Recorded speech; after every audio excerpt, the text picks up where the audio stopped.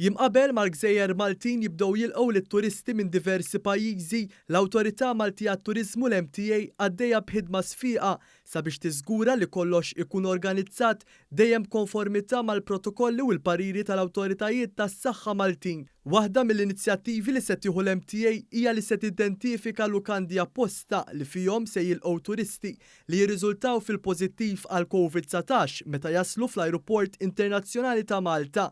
Dan intqal propju mill-kap eżekuttiv tal-Mta fejn f'kummenti ma' One News spjega l-preparazzjonijiet kruċjali li għaddejjin bħalissa dwar dan. Qegħdin ukoll għaddejjin fi preparamenti għal dak li każijiet li jista' jkun hemm għaliex ovvjament wieħed ma jistax jeskludi każijiet li jiġu pożittivi COVID u allura hemm preparamenti u ukoll organizzazzjoni sħiħa għal dak li għandu x'jaqsam ma' kwarantina ta' dawn in-nies fejn ukoll qegħdin nippreparaw quarantine hotel biex persuna jkun jista' jingħata s-servizz kollu meħtieġ.